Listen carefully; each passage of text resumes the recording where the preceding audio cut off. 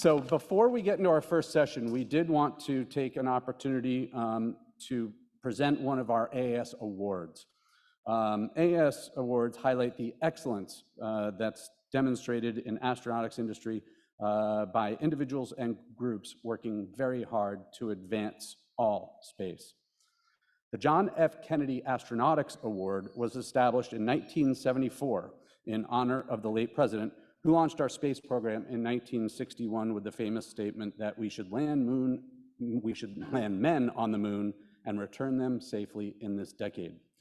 This public service award is given to an individual who has made an outstanding contribution by promoting the nation's space programs for the exploration and utilization of outer space.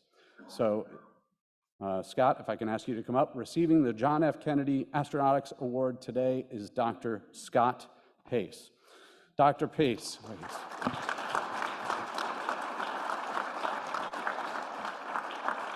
Dr. Scott, I have a little stuff to read here. So Dr. Scott Pace has served in a number of top-level government positions, developing policies, strategies, and implementation plans, and is now in academia educating the next generation of space policy leaders. Beginning in 1990, he was Deputy Director and later Acting Director of the Department of Commerce's Office of Space Commerce. Scott then spent several years at the Science and Technology Policy Institute before returning to government service, working as Assistant Director of OSTP and various roles at NASA in the administrations of Sean O'Keefe and Mike Griffin.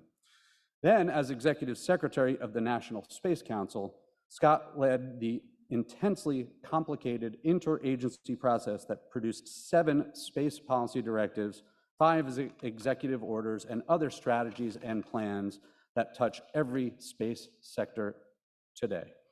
Throughout his endeavors, Scott has also been particularly attentive to the crucial importance of international partnerships in space exploration.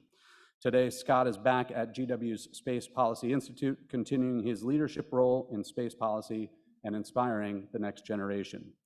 Therefore, it is our distinct honor, AAS's distinct honor, to recognize Dr. Scott Pace with the John F. Kennedy Astronautics Award for his seminal accomplishments promoting the nation's space programs for the exploration and utilization of outer space across the civil, commercial, and national security sectors. Scott, congratulations. Thank you. Ron?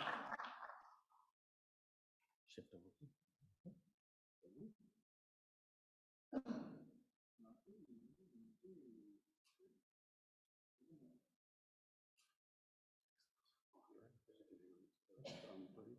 I've got a stand for you. Okay, I'm conscious of the time, so I'll be brief.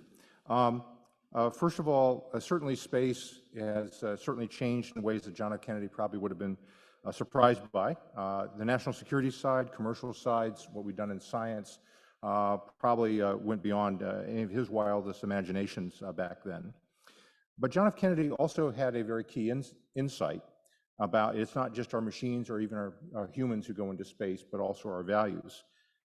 He said at the time, we go into space because whatever mankind must undertake, free men must fully share. So that whatever happens in space, it's also what values we take with us: democracy, human rights, rule of law, and all that. And so it is not just simply a sterile domain, but a domain of intense human accomplishment. Now, leadership today is very different than in John F. Kennedy's time. He dealt in a context of the Cold War, newly emerging countries that coming out from under colonialism. Today, we have a much more democratized and globalized space environment, many more countries involved, many more companies involved in space. And so leadership today is not about showing, look how cool we are, we can do something no one else can do. That's important still. But it's also about leadership in terms of getting other people to want to join with us, to want to be part of our scientific adventures, to be part of our security arrangements, to be part of our commercial markets. And so to the extent that we can expand the door and widen the envelope, or whatever metaphor you want, to bring more people into the system with us and be part of us, the better.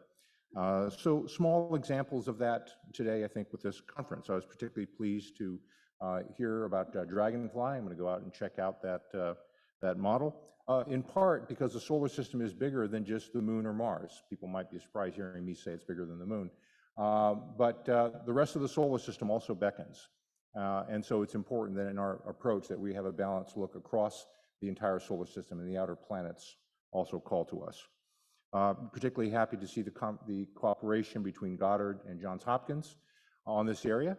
They're quite, of course, fierce technical competitors, but they also know how to cooperate and how to nurture the next generation. And for that, I commend them. And then finally, really I commend Dr. Fox for her selection, because not only is heliophysics, of course, a worthwhile and wonderful subject in and of itself, as she will tell you, but the practical applications of that. Space weather is utterly critical to space traffic management, to space situational awareness, better understanding the solar environment. So it's not simply something for people who care about how plasmas form and combine and behave with each other, but it also affects us really in our daily life on Earth, and it affects our ability to keep space a safe and sustainable environment. So that linkage to our common goals. And then finally, I'll say that a part of our values and our cooperation and our competition, that we should cooperate wherever we can, and we should compete intensely where we must. I think JFK would be proud of that. I think he would also want to see that this country continue to be the very best it can be in this endeavor on space. And so this award, I'm deeply honored, and I thank you. Thank you.